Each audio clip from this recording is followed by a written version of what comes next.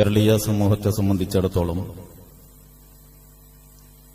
രണ്ട് ആഘോഷങ്ങൾ ഒരുമിച്ച് കൂടിയ അല്ലെങ്കിൽ ഒന്നിച്ചു വരുന്ന നാളുകളാണ് വരാനിരിക്കുന്നത്. രണ്ട് ആഘോഷങ്ങൾ എന്ന് പറയുമ്പോൾ ഒന്ന് കേരളീയ സമൂഹത്തിന്റെ ആഘോഷമാണ് എന്ന് പൊതുവെ പറയുന്ന, എന്നാൽ നമ്മൾ അതിന്റെ മിത്തുകളും അതിന്റെ പിന്നിലുള്ള ഐതിഹ്യങ്ങളും പരിശോധിക്കുമ്പോൾ ഹൈന്ദവ സമൂഹവുമായി അഭേദ്യമായി ബന്ധപ്പെട്ട് കിടക്കുന്നതാണ് എന്ന് പ്രഥമദൃഷ്ട്യാ തന്നെ ബോധ്യപ്പെടുന്ന ഓണം എന്ന് പറയുന്ന ആഘോഷമാണ്.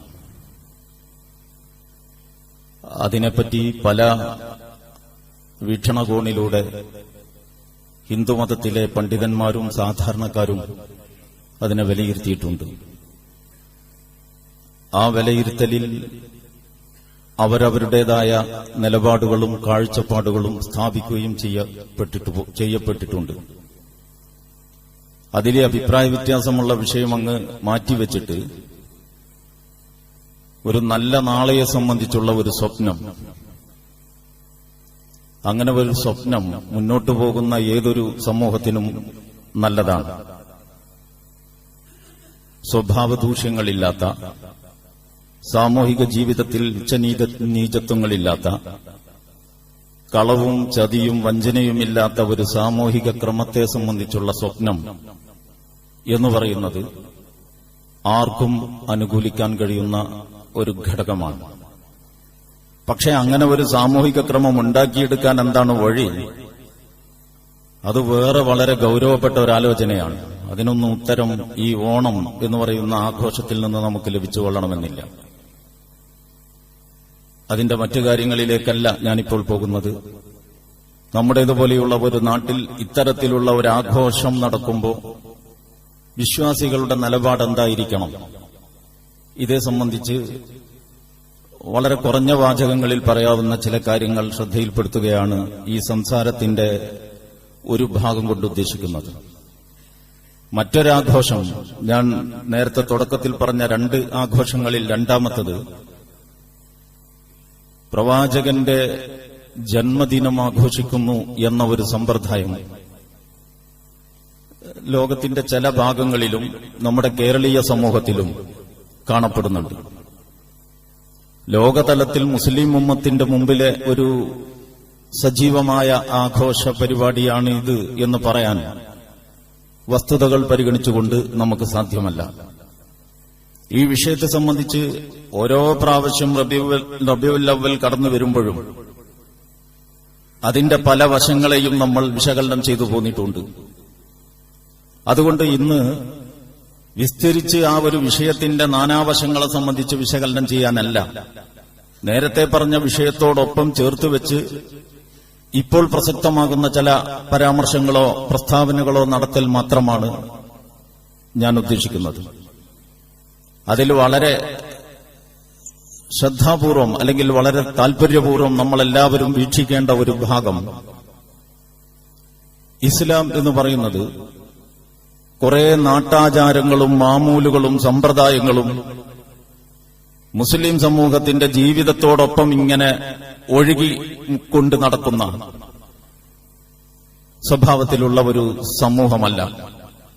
ഇസ്ലാമിക സമൂഹത്തെ സംബന്ധിച്ചിടത്തോളം അതിന് വളരെ കൃത്യമായ രണ്ട് പ്രമാണങ്ങളുണ്ട്. അത് വിശുദ്ധ ഖുർആൻ നമ്മെ പഠിപ്പിച്ചിട്ടുണ്ട്. ഇഹലോകത്തോട് വിട പറയാനെടുത്ത സന്ദർഭത്തിൽ റസൂലുള്ളാഹി സ്വല്ലല്ലാഹു അലൈഹി വസല്ലം ആ രണ്ട് പ്രമാണങ്ങളും മുറുകെ പിടിക്കേണ്ടതിന്റെ ആവശ്യകതയെ സംബന്ധിച്ച് സമുദായത്തെ വളരെ ശക്തിയായി ഉണർത്തുകയും ചെയ്തിട്ടുണ്ട്. ആ രണ്ട് പ്രമാണങ്ങളിൽ ഒന്ന് നമുക്കൊക്കെ അറിയാവുന്നതുപോലെ വിശുദ്ധ ഖുർആനാണ്. രണ്ടാമത്തത് പ്രവാചകൻ സ്വല്ലല്ലാഹു അലൈഹി വസല്ലമയുടെ ചര്യയാണ്. ഇൻ തനാസഅതും ഫീ ഷൈഇൻ ഫറുദ്ദൂഹു ഇലല്ലാഹി വറസൂൽ ഇൻ കുൻതും തുഅ്മിനൂന ബില്ലാഹി വൽ യൗമിൽ ആഖിർ യാ അയ്യുഹല്ലദീന ആമനൂ അത്തിഉല്ലാഹ വഅത്തിഉർ റസൂല വഉലിൽ അംരി മിൻകും. മുസ്ലിം ഉമ്മത്ത് ഒരു സംഘടിത സമൂഹമാണ്. അവർക്ക് അല്ലാഹുവിൽ വിശ്വാസമുണ്ട്, അള്ളാഹുവിലുള്ള വിശ്വാസത്തെ പ്രായോഗിക ജീവിതത്തിൽ ഒരു പദ്ധതിയായി സ്വീകരിക്കാൻ, ഒരു ആക്ഷൻ പ്ലാനായി സ്വീകരിക്കാൻ പ്രവാചകൻ സല്ലല്ലാഹു അലൈഹി വസല്ലമയുടെ മാതൃകയുമുണ്ട്. ഇത് ഒന്ന് മറ്റൊന്നിനെ ബലപ്പെടുത്തുന്നതാണ്. അള്ളാഹുവിന്റെ കലാമ് സ്വീകരിക്കുകയും പ്രവാചകന്റെ ചര്യ നിരാകരിക്കുകയും ചെയ്തുകൊണ്ട് ഒരാൾക്ക് സത്യവിശ്വാസിയാവാൻ കഴിയില്ല. ഒരു അഭിപ്രായ വ്യത്യാസമില്ലാത്തൊരു കാര്യമാണത്. ശുദ്ധ ഖുർആൻ തന്നെ പ്രയോഗിച്ചിട്ടുണ്ട്. ഇന്ന ഹാദൽ ഖുർആന യഹ്ദി ലില്ലതി ഹിയ അഖ്വം എന്ന് പ്രയോഗിച്ചല്ല ഖുർആൻ. ഏറ്റവും ചൊവ്വായതിലേക്ക് ഈ വിശുദ്ധ ഖുർആൻ നമ്മെ വഴി നടത്തുന്നു. അതേ പ്രയോഗം, അതേ ഖുർആൻ ഇന്നക ലതഹ്ദി ഇലാ സിറാത്തിൻ മുസ്തഖീം, താങ്കൾ സിറാത്തുൽ മുസ്തഖീമിലേക്ക് ആളുകളെ വഴി നടത്തുന്നവനാണ് എന്നും വിശേഷിപ്പിച്ചിട്ടുണ്ട്. അപ്പോ ഹുദയുമായി, സന്മാർഗവുമായി ബന്ധപ്പെടുത്തിയിട്ട് അള്ളാഹു ഖുർആനിനെയും പറഞ്ഞിരിക്കുന്നു, റസൂലിനെയും പറഞ്ഞിരിക്കുന്നു. എന്നിട്ട് ഇതിൽ നിന്ന് ഖുർആൻ ഞങ്ങൾ എടുക്കും, റസൂല് ഞങ്ങൾക്ക് വേണ്ട എന്നൊരാൾ പറഞ്ഞാൽ അത് ഇസ്ലാമികമായ വിശ്വാസത്തിന്റെ അടിത്തറയിൽ നിന്ന് തന്നെ പുറത്തു പോകുന്ന കാര്യമാണ്. അതവിടെ ഇരിക്കട്ടെ. അതിപ്പോ ഇത്രയും എങ്കിലും സുന്നത്തിനെ പറ്റി പറയാതെ ഇതുപോലെയുള്ള ഒരു സംസാരം മുന്നോട്ട് കൊണ്ടുപോകുന്നത് ഉചിതമല്ല എന്ന് കരുതുന്നത് കൊണ്ടാണ് അത്രയും പറഞ്ഞിട്ടുള്ളത്. അപ്പൊ ഇരിക്കട്ടെ, വിശുദ്ധ ഇസ്ലാമിന്റെ അടിസ്ഥാനം ഖുർആനും സുന്നത്തുമാണ്. ഈ ഖുർആനിലും സുന്നത്തിലും ഉണ്ടോ ഇല്ലേ? എന്ത് കാര്യം വന്നാലും ഖുർആനിലും സുന്നത്തിലും ഉണ്ടോ ഇല്ലേ എന്ന് പരിശോധിച്ച് നമുക്ക് തീരുമാനിക്കാൻ കഴിയും ആ വിഷയത്തോടുള്ള നമ്മുടെ സമീപനം എന്താണ്. പുതിയ പുതിയ ജീവിത സാഹചര്യങ്ങളിൽ മാറി മാറി വരുന്ന പ്രശ്നങ്ങൾക്ക് വിധി പറയുമ്പോൾ നമുക്ക് ഇജ്തിഹാദുകളാവാം.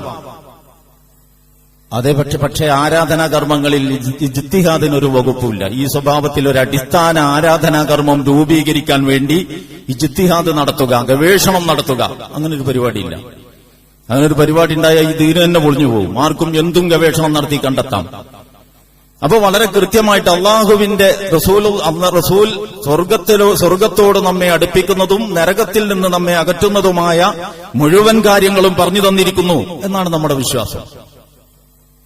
അപ്പൊ റബീഉൽ അവ്വൽ, അത് ഇത്രയും ഞാൻ പറഞ്ഞത്, റബീഉൽ അവ്വൽ മാസത്തിന് മതപരമായ ഒരു പ്രാധാന്യവുമില്ല. മതപരമായ പ്രാധാന്യം പഠിപ്പിക്കേണ്ടത് ഒന്നുകിൽ ഖുർആനാണ്, അല്ലെങ്കിൽ പ്രവാചക ചര്യയാണ്. വിശുദ്ധ ഖുർആൻ 4 മാസങ്ങൾ യുദ്ധം നിഷിദ്ധമാക്കപ്പെട്ട പരിശുദ്ധ പവിത്ര മാസങ്ങളാണ്. മിൻഹാ അർബഅത്തുൻ ഹുറും എന്ന് പ്രയോഗിച്ചിട്ട് 4 മാസങ്ങൾ. മാസങ്ങളെ പറ്റി പറയുന്നതിന്റെ കാലഗണനയെ പറ്റിയും മറ്റുമൊക്കെ പറയുന്നതിന്റെ കൂട്ടത്തിൽ അതിൽ ആ മാസങ്ങളിൽ 4 പവിത്രങ്ങളാണ് എന്ന് പറഞ്ഞിട്ടുണ്ട്. അതിൽ 3 മാസം അടുത്തടുത്തുള്ളതാണ്.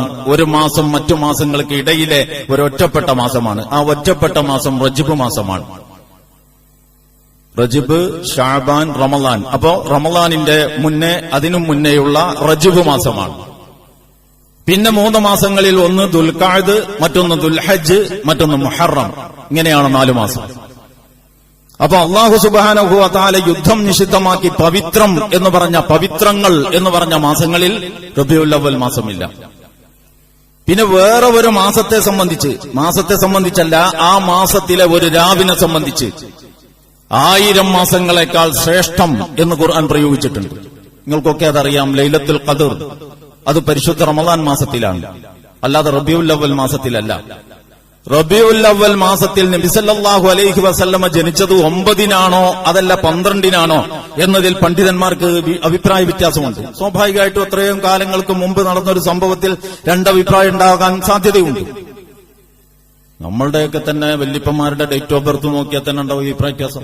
അതുകൊണ്ട് ആള് ജനിച്ചിട്ടില്ല എന്ന് വരുന്നില്ല. അതൊക്കെ കാലഗണന കണക്കാക്കുന്നതിലുള്ള ചില്ലറ വീക്ഷണ വ്യത്യാസങ്ങളാണ്. ഇപ്പൊ ഞാനത് പറയാൻ കാരണം, അത് 12-നാണ് എന്ന് വെക്കുക.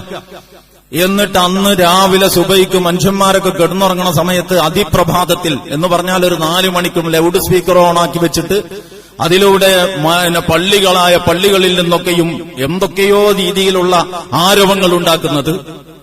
അങ്ങനെ വന്ന് ഈ റബീഉൽ അവ്വലിന്റെ ഈ രാവ് ലൈലത്തുൽ ഖദറിന്റെ രാവിനേക്കാൾ, കാരണം ഈ നബില്ലെങ്കിൽ പിന്നെ എന്ത് ലൈലത്തുൽ ഖദർ, ഇങ്ങനെ യുക്തിപരമായിട്ട് സ്ഥാപിക്കാവുന്നതല്ല. പ്രവാചകന്റെ ജന്മദിനത്തിന് പവിത്രതയുണ്ടെങ്കിൽ ആ പവിത്രത അങ്ങനെ യുക്തിപരമായി സ്ഥാപിക്കാൻ പോയാൽ ദീന് തന്നെ പൊളിയും. ഒരു സംശയവുമില്ല.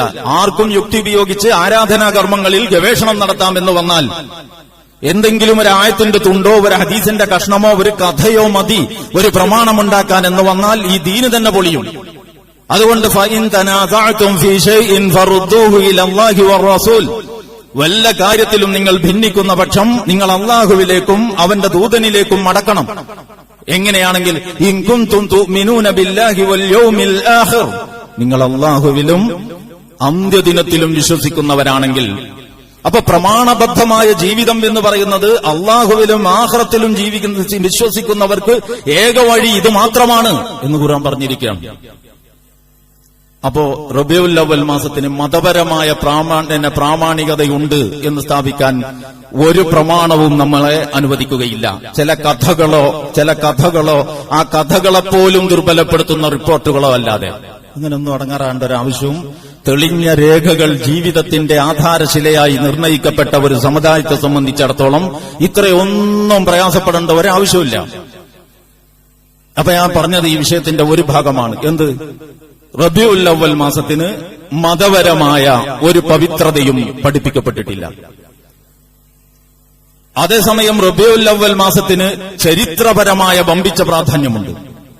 റബീഉൽ അവ്വൽ മാസത്തിന്റെ ചരിത്ര പ്രാധാന്യം ഈ ലോകത്ത് തന്നെ തുല്യതയില്ലാത്ത ഒരു വിപ്ലവത്തിന് നേതൃത്വം കൊടുത്ത മഹാനുഭാവൻ മുഹമ്മദ് മുസ്തഫ സല്ലല്ലാഹു അലൈഹി വസല്ലം ഈ ഭൂമുഖത്തേക്ക് പെറ്റുവീണത് ആ മാസത്തിലാണ്. ഒരു സംശയമില്ല, ആ മാസത്തിലാണ്. ആ തിരുദൂതർ ഇഹലോകത്തോട് വിട പറഞ്ഞതും റബീഉൽ അവ്വലിലാണ്. ആ തിരുദൂതർ മക്ക വിട്ട് മദീനയിലേക്ക് പലായനം ചെയ്തതും റബീഉൽ അവ്വൽ മാസത്തിലാണ്. 3 മഹാസംഭവങ്ങൾ. ഈ 3ഉം ചരിത്രപരമായി വമ്പിച്ച പ്രാധാന്യമുള്ള സംഭവങ്ങളാണ്. ഒന്ന് പ്രവാചകന്റെ ജനനമാണ്, മറ്റേത് പ്രവാചകന്റെ ദേഹവിയോഗമാണ്, മൂന്നാമത്തേത് ഹിജ്റയാണ്. ഇത്രയും വമ്പിച്ച 3 സംഭവങ്ങൾക്ക് സാക്ഷിയായ ഒരു മാസം നമ്മുടെ മുമ്പിൽ വരുമ്പോ നമ്മുടെ നാട്ടുനടപ്പനുസരിച്ച് മഹാന്മാരുടെ ജനന മരണ സന്ദർഭങ്ങളിൽ അവരെ അനുസ്മരിക്കുക എന്ന ഒരു നാട്ടുനടപ്പുണ്ട് നമ്മുടെ നാട്ടിൽ. ആ നാട്ടുനടപ്പനുസരിച്ചും പരിഗണിച്ചും ഈ ഒരു സന്ദർഭത്തെ പ്രവാചകചര്യ പരിചയപ്പെടുത്താനും പ്രവാചകചര്യയിലേക്ക് ആളുകളെ അടുപ്പിക്കാനും പ്രവാചകചര്യയുടെ കാലിക പ്രസക്തി വിളിച്ചോതാനുമൊക്കെ ഉപയോഗപ്പെടുത്തുന്നുവെങ്കിൽ അതിലൊരു തെറ്റുമില്ല. അപ്പൊ റബീഉൽ അവ്വൽ മാസത്തിന് മതപരമായ പവിത്രതയുണ്ടെന്ന് കരുതിക്കൊണ്ട് പ്രത്യേകം പുണ്യം പ്രതീക്ഷിച്ച് പറയുന്നതും ചൊല്ലുന്നതും ചെയ്യുന്നതുമൊക്കെ പുതിയ കർമ്മങ്ങൾ സൃഷ്ടിക്കുക അഥവാ ബിദ്അത്ത് എന്ന ഇനത്തിൽപ്പെട്ടതാണ്. അതിൽ നിന്ന് വിട്ടൊഴിഞ്ഞ് നിലകൊള്ളാനാണ് സത്യവിശ്വാസികൾ ശ്രമിക്കേണ്ടത്. ന്യായീകരിച്ചും വ്യാഖ്യാനിച്ചും ഗവേഷണം നടത്തിയും കണ്ടെത്തേണ്ടതല്ല പുണ്യം തേടിക്കൊണ്ടുള്ള പ്രവർത്തനങ്ങളുടെ അടിസ്ഥാനം എന്നത് നമ്മൾ ഗൗരവത്തിൽ ഓർക്കേണ്ടതാണ്. അതേസമയം റബീഉൽ അവ്വൽ മാസത്തിന് ചരിത്രപരമായ വമ്പിച്ച പ്രാധാന്യമുണ്ട് എന്ന് സൂചിപ്പിച്ചു. ആ ചരിത്ര പ്രാധാന്യത്തെ പ്രയോജനപ്പെടുത്തിക്കൊണ്ട് ഈ നാട്ടുകാരുടെ മുമ്പിൽ ഈ പ്രവാചകനെ അവതരിപ്പിക്കാൻ ഈ നാട്ടുനടപ്പില്ലായിരുന്നെങ്കിൽ പല ചരിത്ര പുരുഷന്മാരും ചരിത്രത്തിന്റെ തന്നെ ഭാഗമായി തീർന്നിട്ടുണ്ടാകും. ഏത് നാട്ടുനടപ്പില്ലെങ്കിൽ മഹാന്മാരുടെ ജനന മരണ സന്ദർഭങ്ങളിൽ അവരെ അനുസരിക്കുന്ന ഒരു കീഴ്വഴക്കം നമ്മുടെ നാട്ടിൽ നിലനിൽക്കുന്നതുകൊണ്ടാണ് പല മഹാന്മാരുടെയും പേരുകൾ നമ്മൾ ഇപ്പോഴും ഓർക്കുന്നത്. റസൂലുള്ളാഹി സ്വല്ലല്ലാഹു അലൈഹി വസല്ലം ഇങ്ങനെ ഒരു ഗതികേടുള്ള ഒരു നേതാവല്ല. ആ റസൂലിന്റെ പേര് ഓർക്കാതെ, ആ റസൂലിന്റെ പേര് ഓർക്കാതെ, ആ തിരുദൂതരുടെ പേര് ഓർക്കാതെ ഒരു സത്യവിശ്വാസിയുടെ ജീവിതത്തിന്റെ ഒരു നിമിഷവും മുന്നോട്ട് പോവുകയില്ല. നന്ന ചുരുങ്ങിയത് നമ്മൾ നമസ്കരിക്കുന്നുണ്ട്. അപ്പൊ നമസ്കാരത്തിൽ, അതിന്റെ ബാങ്കിൽ, അതിന്റെ ഇഖാമത്തിൽ, ആ നമസ്കാരത്തിന്റെ സ്വലാത്തിൽ ഇങ്ങനെ തുടങ്ങിയിട്ട് റസൂലുള്ളാഹി സ്വല്ലല്ലാഹു അലൈഹി വസല്ലമയെ അനുസ്മരിക്കാതെ, ആ നാമധേയം ഉച്ചരിക്കാതെ നമ്മുടെ ഇസ്ലാമിക ദൈനംദിന ജീവിതത്തിന്റെ ഇസ്ലാമിക ചര്യകൾ തന്നെ പൂർത്തീകരിക്കപ്പെടുകയില്ല. അതുകൊണ്ട് റസൂലുള്ളാഹിക്ക് ജന്മദിനത്തിനൊരു ഗവൺമെന്റ് അവധി കിട്ടാതെ പോയാൽ ആള് ചരിത്രത്തിൽ നിന്ന് തിരോഭവിക്കപ്പെടും എന്ന ആദിയോ എന്ന പേടിയോ ഒന്നും നമുക്കാർക്കുമില്ല. പക്ഷെ നാട്ടുനടപ്പനുസരിച്ച് ഇങ്ങനെ മഹാന്മാരുടെ ചരിത്ര ജനന മരണ സന്ദർഭങ്ങളെ അവരെ അനുസ്മരിക്കുന്നതിന് വേദിയാക്കുന്ന ഒരു ശീലമുണ്ട്. പ്രത്യേകം പുണ്യമൊന്നും പ്രതീക്ഷിക്കാതെ എല്ലാ മാസത്തിലും റസൂലിനെ കുറിച്ച് പറഞ്ഞാൽ കിട്ടുന്നത് തുല്യമായ പ്രതിഫലമാണ് എന്ന് മനസ്സിലാക്കിക്കൊണ്ട് റസൂലുള്ളാഹി സ്വല്ലല്ലാഹു അലൈഹി വസല്ലമയുടെ ചര്യ ഈ നാട്ടുകാർക്ക് മനസ്സിലാകുന്ന ഭാഷയിൽ പറയാൻ. അറബിയിൽ ബൈത്തും ചൊല്ലി അങ്ങാടി കൂടി പോയിട്ടൊരു കാര്യമില്ല. ഈ നാട്ടുകാർക്ക് തിരിയണോ എന്താണ് ഈ കൗമ പറയണത്? കാരണം നമ്മളിൽ ചുരുങ്ങി കുറച്ച് അടയാളങ്ങളും കുറച്ച് കളറുകളും കുറച്ച് നമ്പറുകളുമൊക്കെയുള്ള നമ്മളിൽ ഒതുങ്ങി ചുരുങ്ങി നിൽക്കുന്ന ഒരു കൂട്ടരല്ല. റസൂലുള്ളാഹിനെ പറ്റി തന്നെ അള്ളാഹു പറയുന്നത് വമാ അർസൽനാക ഇല്ലാ റഹ്മത്തൽ ലിൽ ആലമീൻ, ലോകാനുഗ്രഹിയാണ് ഈ റസൂൽ. എന്താണ് അനുഗ്രഹം എന്ന് ഈ ലോകരറിയണ്ടേ? എങ്ങനെയാണ് ഈ അനുഗ്രഹം ചരിത്രത്തിന്റെ ഒരു ഘട്ടത്തിൽ ലോകത്ത് അത്ഭുതം സൃഷ്ടിച്ചത് എന്ന് മനുഷ്യർക്ക് മനസ്സിലാവണ്ടേ? വമാ അർസൽനാക ഇല്ലാ റഹ്മത്തൻ കാഫത്തൻ ലിന്നാസി ബശീറൻ വനദീറ, താങ്കളെ നാം എല്ലാ ജനങ്ങളിലേക്കും സന്തോഷവാർത്ത അറിയിക്കുന്നവനും താക്കീതുകാരനുമായിട്ടാണ് അയച്ചത് എന്ന് ഖുർആൻ പറയുന്നുണ്ട്. ആ സന്തോഷവാർത്ത എന്താണ്? ആ താക്കീത് എന്താണ്? ഇത് ഈ നാട്ടിലെ മനുഷ്യർക്ക് മനസ്സിലാവണ്ടേ? അതിന് പറ്റുന്ന വാക്കിൽ, അതിന് പറ്റുന്ന പ്രയോഗത്തിൽ ഈ കേരളീയ സമൂഹത്തിന്റെ മനോനില മനസ്സിലാക്കിക്കൊണ്ട് അവരുടെ മാനസിക പരിസരങ്ങളെ അടുത്തറിഞ്ഞുകൊണ്ട് അവർക്ക് മനസ്സിലാകുന്ന ഭാഷയിൽ ഈ പ്രവാചകനെ പരിചയപ്പെടുത്താൻ റബീഉൽ അവ്വൽ പ്രയോജനപ്പെടുത്തുന്നതിനെ ആക്ഷേപിക്കേണ്ടതില്ല. ഇതാണ് നമ്മുടെ നിലപാട്. ഞാൻ ആവർത്തിച്ചു പറയുന്നു, റബീഉൽ അവ്വൽ മാസത്തിന് മതപരമായ ഒരു പവിത്രതയുമില്ല, എന്നാൽ ചരിത്രപരമായ വമ്പിച്ച പ്രാധാന്യമുണ്ട്. ഇത് ഒന്ന് മറ്റൊന്നിനെ ദുർബലപ്പെടുത്തുന്നതല്ല. ഇതിൽ ഈ ചരിത്ര പ്രാധാന്യം പ്രയോജനപ്പെടുത്തിക്കൊണ്ട് ഈ നമ്മളുടെ ചുമലിൽ നേരത്തെ തന്നെ വന്നു ചേർന്ന ഒരു ബാധ്യതയുടെ നിർവഹണത്തിന് വല്ല സാധ്യതയുമുണ്ടെങ്കിൽ അതൊരു പിടിവാശിയുടെ പേരിൽ വേണ്ടെന്ന് വെക്കേണ്ട കാര്യമില്ല. റബീഉൽ അവ്വൽ റസൂലിനെ കുറിച്ച് കൊണ്ടൂല ഞങ്ങള് എന്ന തലത്തിലൊരു വാശിയും നമുക്ക് ആവശ്യമില്ല. ഇതിന്റെ ഇടയിൽ ഒരു സന്തുലിത നിലപാടാണ് മുസ്ലിം ഉമ്മത്തിന് കരണീയമായിട്ടുള്ളത് എന്ന് മാത്രമാണ് ഇപ്പൊ ആ വിഷയത്തിൽ ഞാൻ പറയുന്നത്. റസൂലിനോടുള്ള ഹുബ്ബ് നമ്മുടെ ഈമാനിന്റെ ഭാഗമാണ്. ആ ഹുബ്ബ് പ്രകടിപ്പിക്കാൻ എന്താ മാർഗം? സ്നേഹം എന്ന് പറഞ്ഞത് ഉമ്മയെ സ്നേഹിക്കും പോലെയല്ല ഭാര്യയെ സ്നേഹിക്കുന്നത്. അല്ലെങ്കിൽ അങ്ങനെ സ്നേഹിച്ചാൽ പോരാ. ഭാര്യയെ സ്നേഹിക്കുന്നത് പോലെ അല്ല പെങ്ങളെ അല്ലെങ്കിൽ സഹോദരിമാരെ സ്നേഹിക്കുന്നത്. സ്നേഹം ആളുകൾക്കനുസരിച്ച് വ്യത്യസ്തമാണ് എന്നാണ് അതിന്റെ അർത്ഥം. റസൂലുള്ളാഹി സ്വല്ലല്ലാഹു അലൈഹി വസല്ലമയെ എങ്ങനെ സ്നേഹിക്കണം എന്നതിൽ ഒരു പെരുവഴിയിലാക്കിയിട്ടല്ല അള്ളാഹ് നമ്മളെ വിട്ടിട്ടുള്ളത്. ഇൻ കുൻതും തുഹിബ്ബൂന അല്ലാഹ ഫത്തബിഊനി യുഹ്ബിബുകുമുല്ലാഹ്, നിങ്ങൾ അള്ളാഹുവിനെ സ്നേഹിക്കുന്നവരാണെങ്കിൽ എന്നെ പിൻപറ്റുവിൻ എന്നൊരു പ്രസ്താവന ഉണ്ടല്ലോ ഖുർആനിൽ. അള്ളാഹുവിനെ സ്നേഹിക്കാനുള്ള മാർഗം പ്രവാചകനെ പിൻപറ്റലാണ്. പ്രവാചകനെ സ്നേഹിക്കാനുള്ള മാർഗം പ്രവാചകന്റെ ചര്യ പിൻപറ്റലാണ്. ആ പ്രവാചകനോടൊപ്പം അവതീർണമായ പ്രകാശത്തെ പിൻപറ്റുക. ഈ ഇത്തിബാണ് ഹുബ്ബിന്റെ അടിസ്ഥാനം. അല്ലാതെ വെറുതെ ഹുബ്ബ് എന്ന് പറഞ്ഞു നടന്നിട്ട് കാര്യമില്ല. അതുകൊണ്ട് ഹുബ്ബ്, പ്രവാചക സ്നേഹം ആവശ്യമാണെന്നല്ല, അനിവാര്യമാണ്. അതൊരു സത്യവിശ്വാസിയുടെ ഈമാനിന്റെ എത്രത്തോളം ഹദീസിൽ വന്നു എന്ന് ചോദിച്ചാൽ ഈ റബീഉൽ അവ്വൽ മാസത്തിൽ ധാരാളം കേൾക്കുന്ന ഒരു റിപ്പോർട്ടുണ്ടല്ലോ, നിങ്ങളിൽ ഒരാളും തന്നെ സത്യവിശ്വാസികളാവുകയില്ല, നിങ്ങളുടെ മാതാപിതാക്കളെക്കാളും മക്കളെക്കാളും സ്വന്തം മുഴുവൻ മാലോകരെക്കാളും ഞാൻ നിങ്ങൾക്ക് പ്രിയപ്പെട്ടവനായിട്ട് ആയിത്തീരുന്നതുവരെ. തീർച്ചയായിട്ടും അത് സത്യമാണ്. അത്രയും ഹുബ്ബ് വേണം. ആ ഹുബ്ബ് ആ പ്രവാചകനെ ചാണിന് ചാൺ മുഴത്തിന് മുഴം പിൻപറ്റാനുള്ള പ്രചോദനവും പ്രേരണയുമായിരിക്കണം. പ്രവാചക ചര്യയിൽ നിന്ന് അകന്നു സഞ്ചരിക്കാനല്ല, പ്രവാചകന്റെ പാതയിലൂടെ ഉൾച്ചേർന്ന് മുന്നോട്ടു പോകാൻ.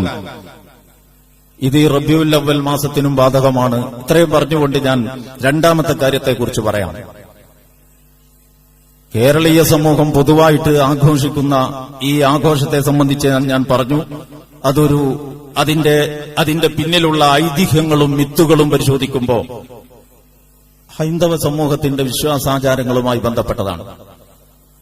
നമ്മളൊരു പള്ളി മെമ്പറിൽ വെച്ച് ഇങ്ങനത്തെ ഒരു ആഘോഷത്തിന്റെ പിന്നാമ്പുറം ഹൈന്ദവ വിശ്വാസവുമായി ബന്ധപ്പെട്ടതാണ് എന്ന് പറയുമ്പോൾ ഇതിനെപ്പറ്റി വർഗീയത പറയുന്നു എന്ന് പറയുന്നവരുണ്ട്. ഞാൻ ചോദിക്കട്ടെ, വളരെ സിമ്പിളായിട്ടൊരു ഉദാഹരണം. നമ്മുടെ നാട്ടില് ഈ ഇടതുപക്ഷ പ്രസ്ഥാനങ്ങൾ പാർട്ടി കോൺഗ്രസ് നടത്താറുണ്ട്. അപ്പൊ കോൺഗ്രസ് പാർട്ടിക്കാരോട് നമ്മൾ ചോദിക്കുകയാണ്, നിങ്ങളെന്താ പാർട്ടി കോൺഗ്രസ് നടത്താത്തതെന്ന് ചോദിച്ചാൽ ഓലെന്താ മറുപടി പറയാം? അത് ഇടതുപക്ഷ പ്രസ്ഥാനങ്ങളുടെ രീതിയാണ്. അത് അങ്ങനെ ഒരു പാർട്ടി, ഒരു രാഷ്ട്രീയ പാർട്ടി മറ്റേ ഒരു രാഷ്ട്രീയ പാർട്ടിയുടെ ഒരു ആചാര സമ്പ്രദായത്തെ സംബന്ധിച്ച് ഇങ്ങനെ ഒരു പ്രസ്താവന നടത്തിയാൽ വല്ല കുഴപ്പമുണ്ടോ? ഒരു കുഴപ്പമില്ലെങ്കിൽ അതുപോലെ ഇത്തരം മതമേഖലയിലെ പ്രസ്താവനകളെയും നമ്മൾ കാണണം. അത് മതമാണ്, ഇത് രാഷ്ട്രീയമാണ് എന്ന് ഇവരെയൊക്കെ ആരാ പഠിപ്പിച്ചത്? നമ്മളുടെ കാഴ്ചപ്പാടിൽ അത് മതം, ഇത് രാഷ്ട്രീയം എന്ന വിഭജനത്തിന് തന്നെ ഒരു പ്രസക്തിയുമില്ല. ഇതെല്ലാം കൂടിയതാണ് ജീവിതം. ഇസ്ലാമിന്റെ കാഴ്ചപ്പാട് അങ്ങനെയാണെന്ന് മാത്രമല്ല ഞാൻ പറയുന്നത്, മനുഷ്യന്റെ ജീവിതം തന്നെ അങ്ങനെയാണ്. ഇവിടെ മതം വേറെ രാഷ്ട്രീയം വേറെ എന്ന് സിദ്ധാന്തിക്കുന്നവർക്ക് ആർക്കെങ്കിലും എന്റെ ജീവിതത്തിന്റെ ഇത്ര സമയം ഞാൻ മതത്തിലാണെന്നും ഇത്ര സമയം രാഷ്ട്രീയത്തിലാണെന്നും അങ്ങോട്ടും ഇങ്ങോട്ടും കയറിയിറക്കമില്ലാത്ത വിധം വിഭജിച്ചു കാണിക്കാൻ കഴിയുമോ? ഒരിക്കലും സാധ്യമല്ല. ഇതൊക്കെ ഇടകലർന്ന് കിടക്കുകയാണ്. ബാബരി മസ്ജിദ് പ്രശ്നം ഒരു മതത്തിന്റെ പ്രശ്നമാണ്. ഒന്നിലധികം ഗവൺമെന്റുകൾ അധികാരത്തിൽ വന്നതും ഒന്നിലധികം ഗവൺമെന്റുകൾ അധികാരത്തിൽ നിന്ന് പോയതും അതിന്റെ പേരിലാണ്. ഇതാണ് നമ്മുടെ നാട്ടിൽ തന്നെ അനുഭവം. അതുകൊണ്ട് മതവും രാഷ്ട്രീയവും വേറെ വേറെയാക്കിയിട്ട് രാഷ്ട്രീയക്കാര് രാഷ്ട്രീയത്തിൽ എന്തു പറഞ്ഞാലും സൗഹാർദ്ദം നിലനിൽക്കും. മതക്കാര് മതത്തിന്റെ അവരുടെ അടിത്തറ പറഞ്ഞാൽ തന്നെ നാട്ടിൽ കുഴപ്പമുണ്ടാവും. ഇത് മതേതരവാദികൾ സൃഷ്ടിച്ചുവിട്ട ഒരു വ്യാജമായ പ്രചാരണമാണ്. നമ്മളതിനെ മുഖവിലക്കെടുക്കുന്നില്ല. നമ്മളെ സംബന്ധിച്ചിടത്തോളം എത്രയേ ഉള്ളൂ എന്ന് ചോദിച്ചാൽ, ഇസ്ലാം ഈ ഭൂമിയിൽ മനുഷ്യൻ എങ്ങനെ ജീവിക്കണം എന്ന ചോദ്യത്തിനുള്ള ഉത്തരമാണ്. ഇസ്ലാമിന്റെ കാഴ്ചപ്പാടിൽ ഈ ഭൂമിയിലെ എല്ലാ മനുഷ്യരും അള്ളാഹുവിന്റെ ഖലീഫമാരാണ്. ഖലീഫ എന്ന് പറയുമ്പോൾ നമുക്ക് പ്രതിനിധി എന്നർത്ഥം പറയാം. അള്ളാഹുവിന്റെ ഖലീഫ എന്ന് പറയുമ്പോൾ പ്രതിനിധി എന്നർത്ഥം പറയാം. റസൂലിന്റെ ഖലീഫ എന്ന് പറയുമ്പോൾ സിദ്ദീഖുൽ അക്ബറിനെ പറ്റി പിൻഗാമി എന്നും അർത്ഥം പറയാം. ഈ രണ്ടർത്ഥവും ഭാഷയിലുണ്ട്. ഇരിക്കട്ടെ. അപ്പൊ മനുഷ്യൻ ഭൂമിയിൽ അള്ളാഹുവിന്റെ ഖലീഫയാണ്, അഥവാ പ്രതിനിധിയാണ്. ആ പ്രാതിനിധ്യം യഥാവിധി നിർവഹിക്കണമെങ്കിൽ എന്താ പ്രതിനിധി ചെയ്യേണ്ടത്? ലിയബ്ലുവക്കും അയ്യുക്കും അഹ്സനു അമല, ഏറ്റവും നന്നായി പ്രവർത്തിക്കുന്നത് ആര്, ഇത് നോക്കാനാണ്. സ്വന്തം നിലയ്ക്ക് ഇന്നതാണ് സൽക്കർമ്മം എന്ന് കണ്ടെത്തിയിട്ട് അത് ഏറ്റവും നന്നായി ചെയ്യുന്നതിനെ പറ്റിയല്ല ഈ പറയുന്നത്. നമ്മളെ ഈ ഭൂമുഖത്തേക്ക് ഒരുത്തൻ ഒരു പരീക്ഷാ ഹാളിലേക്ക് വിട്ടതാണെങ്കിൽ ആ പരീക്ഷാ ഹാളിലേക്ക് വിട്ടവൻ ഈ പരീക്ഷാ ഹാളിന് ഒരു സമയം നിശ്ചയിച്ചിട്ടുണ്ടെങ്കിൽ, നമുക്കൊക്കെ ഒരു സമയം നിശ്ചയിച്ചിട്ടുണ്ടല്ലോ, അത് നമ്മൾ നിശ്ചയിക്കുന്ന സമയമല്ല, റബ്ബ് നിശ്ചയിച്ച സമയമാണ്. അപ്പൊ ലോകം മുഴുവനും ഒരു പരീക്ഷാ ഹാളാണ്. ഈ പരീക്ഷാ ഹാളിലേക്ക് നമ്മളെ പരീക്ഷാർത്ഥികളാക്കിയിട്ട് അള്ളാഹു വിട്ടു. എന്നിട്ട് ഇങ്ങനത്തെ ഒരു റബ്ബ് ആ പരീക്ഷയ്ക്കൊരു നിർദ്ദിഷ്ട സിലബസ് കണ്ടില്ല. ആർക്കും എന്ത് സിലബസുമാകാം. ഇത് ഒരു യോജിക്കനും ഒരു ലോജിക്കിനും ഒരു യുക്തിക്കും ഒരിക്കലും യോജിക്കാത്ത ഒന്നാണ്. റബ്ബ് തന്നെ ഈ പരീക്ഷാ ഹാൾ ഡിസൈൻ ചെയ്തു. റബ്ബ് തന്നെ എന്താണ് പരീക്ഷണത്തിന്റെ സിലബസ് എന്ന് തീരുമാനിച്ചു. ഓരോരുത്തർക്കും എത്ര സമയം എന്ന് നിശ്ചയിച്ചു. അതുകൊണ്ട് ഇന്ന ഖലഖനൽ മൗത എന്താണ് വൽ ഹയാത്ത്, മരണവും ജീവിതവും ഉണ്ടല്ലോ. ഇത് നിശ്ചയിച്ചിട്ടുള്ളത് എന്തിനാണ്? ഏറ്റവും നന്നായി പ്രവർത്തിക്കുന്നവനാര് എന്ന് നോക്കാനാണ്. ഇതാണ് പരീക്ഷണം. ഇത് നിർബന്ധിതമായിട്ടൊരു ഒരച്ചിൽ, മൃഗങ്ങളെപ്പോലെ, മൃഗങ്ങളിൽ ഒരു അത്യാവശ്യ ധാർമ്മിക ബോധം അവരുടെ സൃഷ്ടിപ്പിൽ തന്നെ നിലീനമാണ്. അവറ്റങ്ങൾക്ക് ആവശ്യമുള്ളൊരു ബോധം എന്ന് പറഞ്ഞാൽ ഒരു മനുഷ്യന്റെ കുട്ടി അത് വിസർജിച്ചത് ഭക്ഷിച്ചെന്ന് വരും. ഒരു പൂച്ചയുടെയോ കോഴിയുടെയോ അല്ലെങ്കിൽ മറ്റു ഒരു ജീവിയുടെ കുഞ്ഞും അത് വിസർജിച്ചത് എന്നല്ല വേറൊന്ന് വിസർജിച്ചതും അത് ഭക്ഷിക്കില്ല. ഭക്ഷിക്കാൻ പറ്റുന്നത് എന്താ പറ്റാത്തത് എന്താന്നുള്ളതിന് അവറ്റങ്ങൾക്ക് പ്രകൃത്യാ തന്നെ ഒരു മോറൽ കോഡ് അവരുടെ സൃഷ്ടിപ്പിൽ തന്നെ ഉൾച്ചേർത്ത് വെച്ചിരിക്കുകയാണ് റബ്ബ് എന്ന് നമുക്ക് കരുതാം. മനുഷ്യൻ അങ്ങനെയല്ല, അത് അഡീഷണൽ കൊടുക്കണം. ചെറുപ്പകാലത്ത് മാതാവോ വേണ്ടപ്പെട്ടവരോ നോക്കണം. വലുതാകുമ്പോ അവൻ സ്വന്തം വിസർജം ഭക്ഷിക്കില്ല, പക്ഷേ മറ്റൊരുത്തന്റെ ധനം ഭക്ഷിച്ചു എന്ന് വരാം അന്യായമായിട്ട്. അപ്പൊ നോ എന്ന് പറയാൻ അവിടെ ഒരാളുടെ ആവശ്യമുണ്ട്. ഈ ദൗത്യമാണ് മതം നിർവഹിക്കുന്നത്. അപ്പൊ സ്വാതന്ത്ര്യം നൽകപ്പെട്ടിട്ടുണ്ട് മനുഷ്യർക്ക്. ആ സ്വാതന്ത്ര്യം ഉപയോഗിച്ചിട്ട് എന്താണ്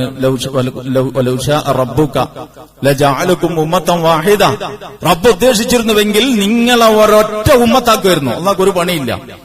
എല്ലാ പൂച്ചകൾക്കും എല്ലാ കോഴികൾക്കും എല്ലാ പറവകൾക്കും അവരവരുടേതായ ഒരു ജീവിത രീതിയിൽ മുന്നോട്ടു പോകാൻ ആവശ്യമായ വിവരങ്ങൾ ഉൾച്ചേർത്ത് അവയെ സൃഷ്ടിച്ചതുപോലെ അത്യാവശ്യം ജീവിച്ചു പോകാനുള്ള ഒരു വിവേകം ഉൾച്ചേർത്തിട്ട് മനുഷ്യനെ സൃഷ്ടിക്കാം, എല്ലാ മനുഷ്യനെയും.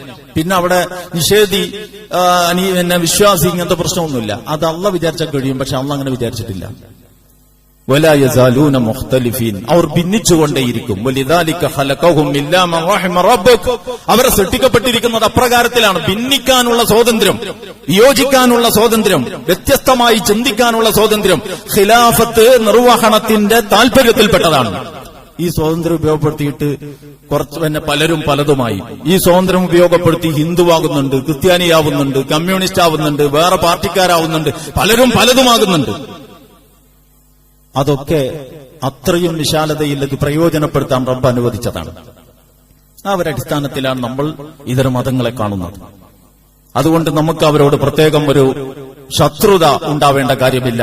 പടച്ചവൻ നൽകിയ സ്വാതന്ത്ര്യം അവരുപയോഗപ്പെടുത്തിയിരിക്കുകയാണ്. പക്ഷേ നമുക്ക് അവരോട് ഗുണകാംക്ഷയോടുകൂടി പറയാം, നിങ്ങൾ ഈ ഉപയോഗപ്പെടുത്തിയ സ്വാതന്ത്ര്യം ഇങ്ങനെ പ്രയോജനപ്പെടുത്താനല്ല റബ്ബ് തന്നത്. ആ നാഥനെ അറിഞ്ഞ് അവനെ മാത്രം അംഗീകരിച്ച് അവനെ യജമാനനായി സ്വീകരിച്ച് അവന്റെ വിധിക്കൊത്ത് ജീവിക്കാനാണ്.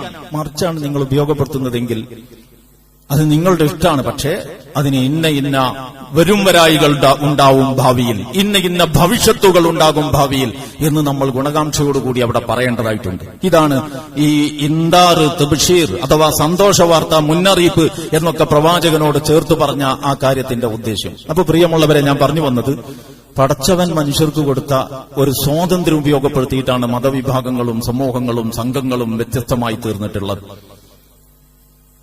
അങ്ങനെ വരുമ്പോ അവരുടെ ഓരോ കൂട്ടരുടെയും ആചാരങ്ങൾക്ക് അവരവരുടെ അടുക്കൽ ന്യായമുണ്ട്. ഇസ്ലാമിനെ സംബന്ധിച്ചിടത്തോളം ഇസ്ലാമിന്റെ എല്ലാ കാര്യങ്ങളും അള്ളാഹുവും റസൂലും കൃത്യമായി പഠിപ്പിച്ചിട്ടുണ്ട്. ആ കൃത്യമായി പഠിപ്പിച്ച ആഘോഷങ്ങളിൽ പെടാത്ത വേറെ ഒരു ആഘോഷം, അതിന്റെ വിശ്വാസത്തിന്റെ ഫ്രെയിമിൽ ചേരാത്ത മറ്റൊരു വിശ്വാസം ഇത് ഉൾക്കൊള്ളുക എന്ന് പറയുന്നത് ഒരു മതത്തിനും ഭൂഷണമായ കാര്യമല്ല. അങ്ങനെ തന്നെയാണ് നമ്മുടെ നാട്ടിലുള്ളത്. നമ്മുടെ നാട്ടിലിപ്പോ ഇടതുപക്ഷ പ്രസ്ഥാനങ്ങൾ പതാക ദിനം ആഘോഷിക്കുന്ന ദിവസം കോൺഗ്രസ് പാർട്ടി ഉൾപ്പെടെയുള്ള മറ്റ് രാഷ്ട്രീയ പാർട്ടികളും അത് സ്വീകരിക്കാറുണ്ടോ? ഇല്ലല്ലോ. അവർക്ക് ഇഷ്ടപ്പെട്ട പതാക ദിനമോ അവരുടെ പരിപാടിയോ നടത്തും. മറ്റുള്ളവർ അവർക്ക് ബോധിച്ചതും അവർക്ക് ഇഷ്ടപ്പെട്ടതുമായ കാര്യങ്ങൾ നടത്തും. ഇതുപോലെ മതത്തെയും കാണാൻ നമുക്ക് കഴിഞ്ഞാൽ മതി, വേറൊരു പ്രശ്നമില്ല. മുസ്ലിം സമൂഹത്തിന് അവരുടേതായ ഒരു വിശ്വാസമുണ്ട്. ആ വിശ്വാസം അവരുടെ അഖീദ, അവരുടെ ആദർശവുമായി ബന്ധപ്പെട്ടതാണ്. അതുകൊണ്ട് ആ ആദർശത്തിന്റെ താല്പര്യത്തിന് വിരുദ്ധമായി സിബ്ഗത്തുള്ള എന്ന് ഖുർആൻ പ്രയോഗിച്ചല്ലോ, അള്ളാഹുവിന്റെ വർണ്ണം, ഏറ്റവും നല്ല വർണ്ണം, അള്ളാഹുവിനേക്കാൾ നല്ല അള്ളാഹുവിനെ സ്വീകരിക്കുക എന്നതിനേക്കാളേറെ ഏറ്റവും നല്ല വർണ്ണം സ്വീകരിച്ചവനാരാണ്? അപ്പൊ ഇസ്ലാമിക ജീവിതത്തിന്റെ ആധാരശില തൗഹീദിൽ അധിഷ്ഠിതമാണ്. തൗഹീദിൽ അധിഷ്ഠിതമായ ആധാരശിലയിൽ മുന്നോട്ടു പോകുന്ന, വിശ്വാസം വെച്ചു പുലർത്തി മുന്നോട്ടു പോകുന്ന ഒരു സംഘത്തിന് അവരുടെ നാട്ടിലുള്ള ഏതൊരു കൂട്ടരോടും കൊള്ളക്കൊടുക്കുകൾ സാധ്യമാവണം. അത് ഇതിന്റെ അനിവാര്യ താല്പര്യത്തിൽപ്പെട്ടതാണ്. ബന്ധങ്ങൾ സ്ഥാപിക്കണം, ബന്ധങ്ങൾ മുറിച്ചു കളയുകയല്ല. ഈ വിശദാംശങ്ങളിലേക്ക് പോകാൻ നേരമില്ലാത്തതുകൊണ്ട് ഞാൻ ചുരുങ്ങിയ വാചകങ്ങളിൽ പറയാം. ഇന്ന് നമ്മുടെ നാട്ടിൽ മനുഷ്യരെ തമ്മിൽ തെറ്റിക്കാൻ, എന്നിട്ട് അവർക്കിടയിൽ മതിലുകൾ പണിയാൻ, അവരുടെ ഉള്ളിലുള്ള പരസ്പര ആദാനപ്രദാനങ്ങളുടെ പാലങ്ങൾ തകർക്കാൻ കൊണ്ടുപിടിച്ച ശ്രമം നടത്തുന്ന ഒരു കാലത്താണ് നമ്മൾ ജീവിക്കുന്നത്. അങ്ങനത്തെ ഒരു നാട്ടിലെ ഒരു ബഹുസ്വര സമൂഹത്തിലെ മുസ്ലിം എന്ന നിലക്ക് സഹോദര സമുദായ അംഗങ്ങളുടെ സന്തോഷവേളകളും സന്താപവേളകളും വേളകളിലും അവരോടൊപ്പം പങ്കിട്ട് അതിൽ പങ്കുചേർന്ന് ഈ മതിലുകൾ തകർക്കാനും പാലം പണിയാനും നമ്മൾ ശ്രമിക്കണം. അത് ആഘോഷങ്ങൾക്കൊക്കെ ബാധകമാണ്. അതിന് നമ്മൾ ഓണം ആഘോഷിക്കേണ്ടതില്ല. ഓണം ആഘോഷിക്കുന്നവരോട് സൗഹൃദത്തിൽ പങ്കുചേരാൻ പറ്റുന്ന ഇടങ്ങൾ എവിടെയോ അത് പ്രയോജനപ്പെടുത്തിയാൽ മതി. നമ്മൾ ഇഫ്താറിന് അവരെ വിളിക്കാറുണ്ട്, പക്ഷെ നോമ്പ് പിടിച്ചിട്ട് വരണം എന്ന് നമ്മൾ കൽപ്പിക്കാറില്ല. അത് അവരുടെ സ്വാതന്ത്ര്യമാണ്. ചിലർ നോമ്പെടുക്കും അവരുടെ ഒരു ആരോഗ്യ പരിരക്ഷ കൂടി പരിഗണിച്ചിട്ട്. പക്ഷേ ആ ഇഫ്താറിൽ ഒരുമിച്ച് കൂടുമ്പോൾ നമ്മുടെ മനസ്സെന്താണ്? അകലങ്ങൾ കുറക്കുക എന്നുള്ളതാണ്. അവരുടെ ഓണസദ്യയിൽ ഹലാലായ ഭക്ഷണങ്ങളാണെങ്കിൽ അതിലൊക്കെ നമുക്ക് പങ്കെടുക്കാം എന്ന് വരുന്നത് ഈ അകലങ്ങൾ കുറക്കുക, സമുദായങ്ങൾക്കിടയിൽ അകലങ്ങൾ വർദ്ധിപ്പിക്കാനും തമ്മിൽ തെറ്റിപ്പിക്കാനും അങ്ങനെ തമ്മിലടിപ്പിച്ച് അതിൽ നിന്ന് മുതലെടുക്കാനും ശ്രമിക്കുന്ന തൽപര കക്ഷികളുള്ള ഒരു നാട്ടിൽ അതുകൂടി പരിഗണിച്ചിട്ടേ നമ്മൾ നിലപാടെടുത്തുകൂടൂ. അപ്പൊ ഇതര മതസ്ഥരുടെ ആഘോഷ പരിപാടികളോട് നമ്മൾ സഹകരിക്കുന്നതിന്റെ അടിസ്ഥാനം മതിലുകൾ തകർക്കുക, പാലം പണിയുക എന്നുള്ളതാണ്. എന്തൊക്കെ ബന്ധങ്ങളെ അള്ളാഹു കൂട്ടിയോജിപ്പിക്കാൻ നിർദ്ദേശിച്ചിട്ടുണ്ടോ അതിനെയൊക്കെ കൂട്ടിച്ചേർക്കുക, വിളക്കി ചേർക്കുക. അല്ലാതെ മനുഷ്യന്മാരോടുള്ള ബന്ധം അറുത്തുമുറിച്ച് കളയുകയല്ല. അതിന് പക്ഷേ നമ്മളുടെ വിശ്വാസത്തിന്റെയും നമ്മുടെ ആദർശത്തിന്റെയും തേട്ടത്തിന് വിരുദ്ധമായ ആചാര സമ്പ്രദായങ്ങൾ നമ്മൾ ഏറ്റെടുക്കേണ്ടതില്ല. അങ്ങനെ ഏറ്റെടുത്താലേ സൗഹൃദമാകൂ എന്നാണെങ്കിൽ ഞാൻ ആവർത്തിച്ചു ചോദിക്കുന്നു, ഇവിടത്തെ ഇടതുപക്ഷ പ്രസ്ഥാനങ്ങളുടെ പതാക ദിനത്തിന്റെ അന്ന് ഇവിടത്തെ മറ്റ് രാഷ്ട്രീയ പാർട്ടികളും അതേ കാര്യം ചെയ്യുന്നുണ്ടോ? അതേ ചെങ്കൊടി അവരുടെ ഓഫീസിൽ അവരും സൗഹൃദമാവട്ടെ എന്ന് കരുതിയിട്ട് കോൺഗ്രസുകാർ ത്രിവർണ്ണ പതാക മൂവർണ്ണ പതാക മാറ്റിവെച്ചിട്ട് ഇടതുപക്ഷത്തിന്റെ ഒരു മഹാസമ്മേളനം നടക്കുമ്പോൾ അതിനോടുള്ള ഒരു ഐക്യദാർഢ്യം എന്ന നിലക്ക് ആ ചെങ്കൊടി അവരുടെ ഓഫീസിൽ അവർ കെട്ടുന്നുണ്ടോ? ഇല്ലല്ലോ. അങ്ങനെ കിട്ടുന്നില്ല എന്നതൊരു തകരാറായിട്ട് ആരെങ്കിലും കാണുന്നുണ്ടോ? അതുമില്ലല്ലോ. ഇവർക്ക് ഇവരുടേതായ വിശ്വാസം, ഇവരുടേതായ ദർശനം, ഇവരുടേതായ പ്രത്യയശാസ്ത്രം, ഇവരുടേതായ കൊടി, ഇവരുടേതായ മുദ്രാവാക്യം. ഈ പറഞ്ഞതൊക്കെ അവർക്കും അവരുടേതായ സിദ്ധാന്തം, അവരുടേതായ ദർശനം, അവരുടേതായ കൊടി, അവരുടേതായ മുദ്രാവാക്യം. ഇത് രണ്ടും രണ്ടായി നിൽക്കുമ്പോൾ തന്നെയുള്ള പൊതു സഹകരണമാണ് രാഷ്ട്രീയത്തിലെങ്കിൽ അവരവരുടെ വിശ്വാസാചാരങ്ങൾ രണ്ടും രണ്ടായി അവരവരനുഷ്ഠിച്ചുകൊണ്ട് തന്നെയുള്ള സഹകരണമാണ് മതത്തിലും എന്ന് പറയാൻ എന്താ പ്രയാസം? മതത്തിൽ എന്ത് പറഞ്ഞാലും കുഴപ്പം, രാഷ്ട്രീയക്കാരെന്ത് ചെയ്താലും തകരാറ് ഇല്ല എന്ന് പറയുന്നത്, ഞാൻ ആവർത്തിച്ചു പറയുന്നു, മതേതരവാദികൾ സൃഷ്ടിച്ചുവിട്ട ഒരു വ്യാജമായ ഒരു തത്വം മാത്രമാണ്. അതിന് ശരിവെക്കേണ്ട ഒരാവശ്യവും നമുക്കില്ല. ചുരുക്കി പറയാം, നമ്മൾ നമ്മളുടെ അഖീദയിൽ വിശ്വസിക്കുന്നു, നമ്മളുടെ പ്രമാണമനുസരിച്ച് ജീവിക്കുന്നു, നമ്മളുടെ ആചാരങ്ങൾ മാത്രം അനുഷ്ഠിക്കുന്നു. സഹോദര സമുദായങ്ങൾക്ക് അവരുടെ വിശ്വാസത്തിൽ നിലകൊള്ളാനും അവരുടെ ആഘോഷങ്ങൾ ആചരിക്കാനും അവരുടെ അനുഷ്ഠാനങ്ങൾ നിലനിർത്താനുമുള്ള പൂർണ്ണമായ സ്വാതന്ത്ര്യമുണ്ട് എന്ന് ഉറച്ചു വിശ്വസിക്കുകയും ചെയ്യുന്നു.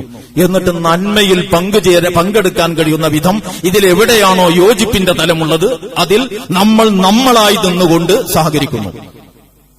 ഇതാണ് ഇസ്ലാം മുസ്ലിം ഉമ്മത്തിന് ഇന്ത്യയെ പോലെയുള്ള ഒരു രാജ്യത്ത് സ്വീകരിക്കാൻ പറ്റുന്ന കാഴ്ചപ്പാട് എന്നാണ് നമ്മുടെ അഭിപ്രായം.